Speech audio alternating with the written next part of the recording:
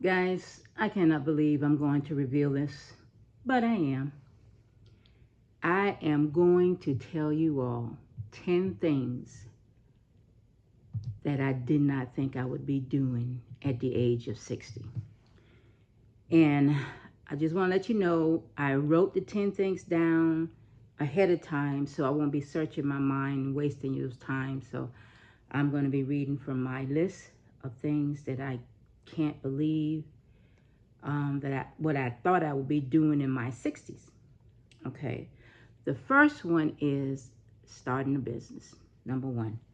I did not plan on being 60 something years old starting a business. Now, I've always had my artwork online somewhere, whether it was on social media or another different website. And so I'm used to having that happen to me. But to start a t-shirt line, that's something, I tried before, but not like this. I didn't know about Shopify. I didn't know how good that platform is to make a business successful. So to be starting a t-shirt line business in my 60s, that's not something that I thought I would be doing. And my shirts are going to be shirts that are uplifting, things that will help inspire people, motivate people. Like I have a gratitude attitude. I do have a gratitude attitude. I did my meditation this morning and it felt so good after I did it. It's like I'm so thankful for a lot of things that's happening to me now that I just walk around being grateful. Do I do it 24/7? No. But I remind myself constantly. I can't track my thoughts 24/7 because, like I said in another video, the average person has between 60,000 and 70,000 thoughts a day. But I make myself aware of some of the things that I think about, and that is at the top of my list, to be grateful. So some of the shirts have a gratitude attitude, or just reminders, stop making a bad day a bad life. Just some reminders for people to be conscious of what they're feeling and what they're thinking. Okay, so starting a business is number one in my 60s. Number two, leaving my job. When I moved back home in late 2016 from Atlanta, I knew that my artwork wasn't going to help sustain me or take care of my basic human needs, so I needed to get a job. I started working at Home Depot, and I was working in the paint department, and I loved that job. I love working with my coworkers. I love helping the customers. I love educating myself about the products so I would be able to speak on it, and people would often come to me and a few other the staff members who kind of knew the products well and could help them with it. But going there every day and standing all day long on that concrete, and my feet would be hurting so bad every day, and I just couldn't see myself riding that type of job on out until my expiration date. I was like, no, this is not why I'm here. I know I'm here to utilize the gift that God gave me and to try and make an impact on somebody else's life. Yes, my gift is my artistic talent, but my passion is talking with people and helping people. I didn't realize that until much later. I knew that there was a difference between me just having a gift and that being my passion, because I'm not as passionate about my art as I am about helping people.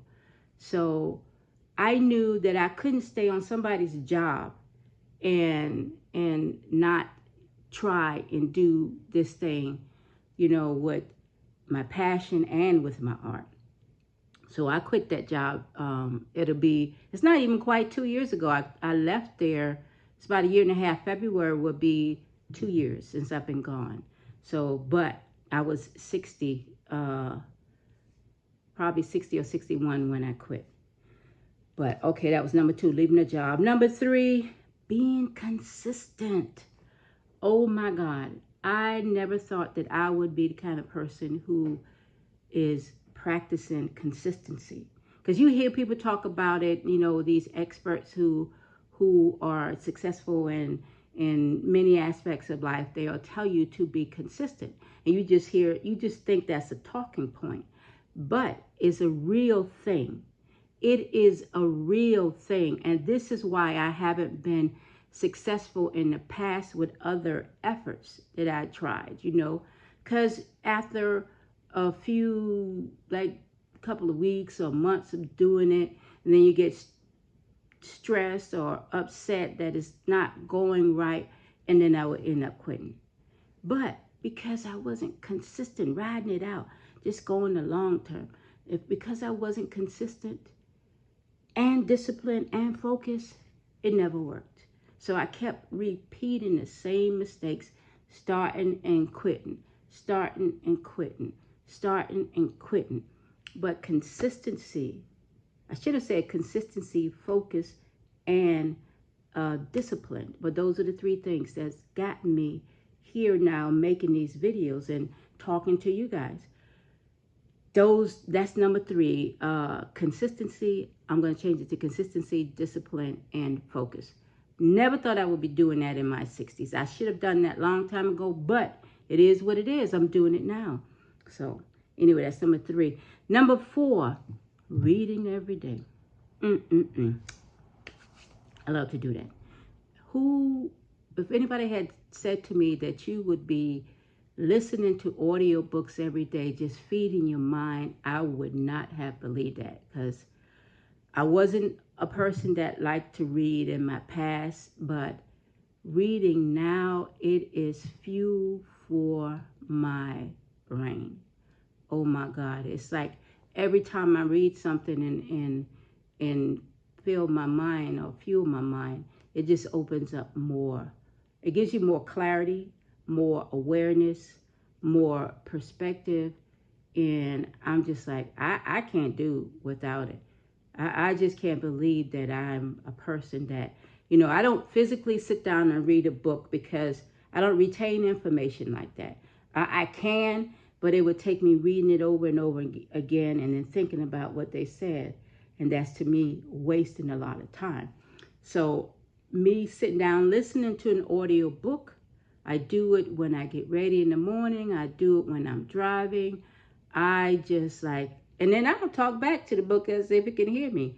You know, I was like, that's right. I know, yeah, absolutely right. That's how it goes. And I'm talking like they can hear me, but listening to audiobooks or reading in my 60s, I never thought I would be doing that. Okay, and that's number 4. Number 5, living with my mother. When I moved back home, it was going to be a temporary thing, me just having a stable place, and then until I got on my feet. But my mother is aging too. I'm 62. She's 81, soon to be 82 on election day. And the older she gets, she's having more and more health problems. Like right now, she's had like 2 or 3 different types of procedures on her eyes, and she complains every day about not being able to see well. So am I going to just up and leave my mom here by herself? Although I have 4 other siblings, I got 2 brothers and 2 sisters. No, they're not going to give up their lives to come and stay here with my mother. And I think it was made for me to come back and be here and help her.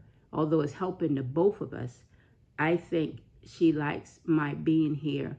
I'm not exactly a total caregiver, but I take her on all her doctor's appointments. I go get her medication. You know, we'll do things together, but having me here with her is of some help to her. So I never thought I would be living with my mother in my 60s. Okay, that was number 5. Number 6, making YouTube videos. Ooh. I had started this channel back in 2012. 12 years ago, I was 50 years old. But again, not being consistent, not being disciplined, not being focused, I quit. And then I picked it up again some years later. I quit. But now, you can't pull me off of YouTube, because I read the comments. I hear, the feedback that I get. I know what I'm saying is coming from my heart, and I know that it's going to help some people. And I, being the kind of person before who wasn't a talker, I love talking now. I love hearing myself give information. I was an introvert. I was quiet. I didn't hardly say much, but I have evolved and still is evolving, because as long as we continue to live, we will always be learning and evolving. And especially if you put yourself in that position to do that. I take the position of a teacher and a student. There are some people who only think that they can teach. They don't want to hear you try to teach to them, because they're the teacher. They don't want to be the student too. But I'm a teacher and a student, because if you think that you can only just teach somebody, that means you know everything. You've stopped learning, and you never stop learning. I don't care how old you get, you never stop learning. So I take the position of a teacher and a student, because I can teach somebody something, but I have a lot more to learn, because the more I learn, the more I realize that I don't know as much as I thought I knew. And I still don't. But because there's so much you can learn. There's no way that you can just take the position of only being a teacher, because it's too much in this world to know for one person and live their lifetime and get all that there is to know. Absolutely not. So anyway, making YouTube video has helped me to continue that learning thing, so I can continue to share what I've learned with you guys. So that was number 6, making YouTube videos. Number 7, planning for my future. You would think that at 62 or 60 something, somebody will be ready to retire out of life, settle down, relax, and just enjoy their lives, the rest of their lives, and just, chill.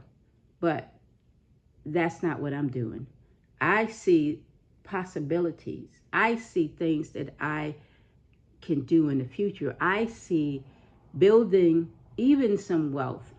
I see, a lot more than the average person in their 60s sees. I'm not going to stop. I'm not going to slow down. There's a neighbor in my community. She's an older woman in her 90s. And she's always active, always on the go. And somebody asked her one day, I don't want to say her name because I don't want to put her out there, Miss So-and-so, how do you keep going so much? And you know what she said? She said, if you slow down, you go down. And I just thought that was so amazing.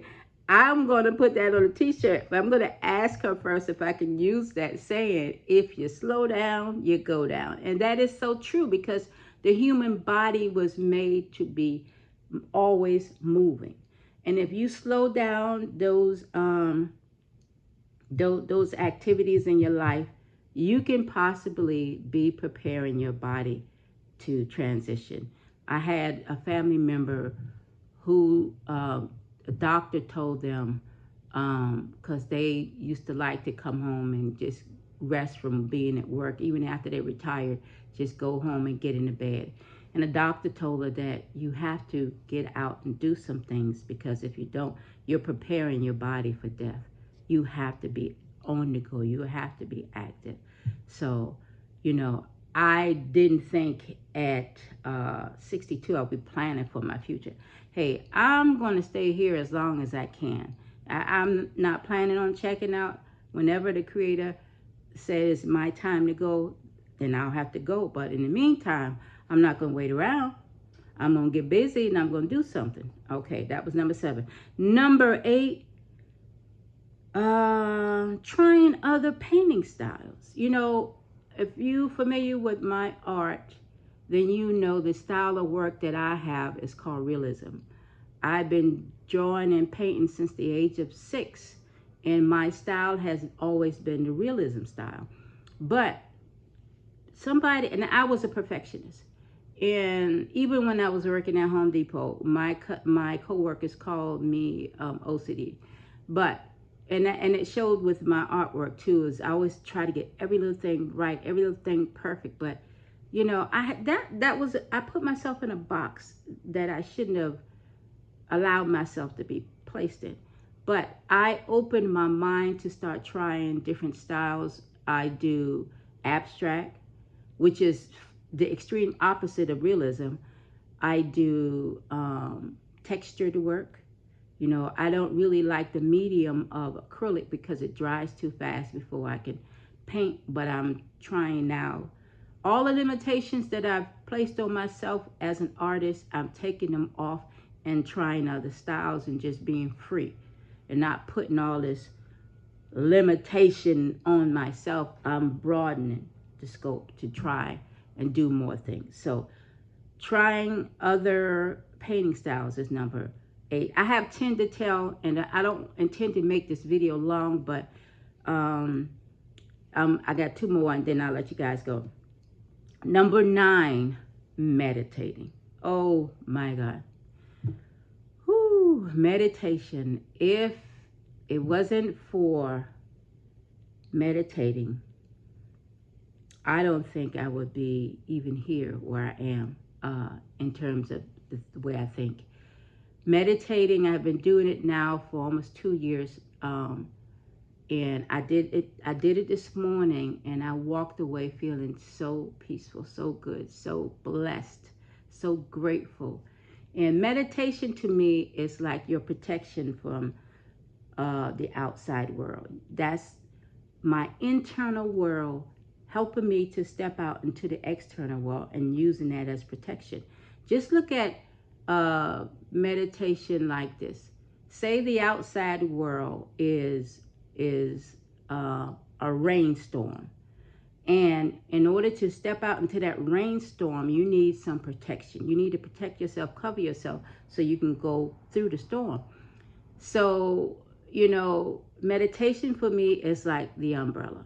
If I go out there without it, I'm going to get exposed to whatever comes my way. I'm going to get drenched.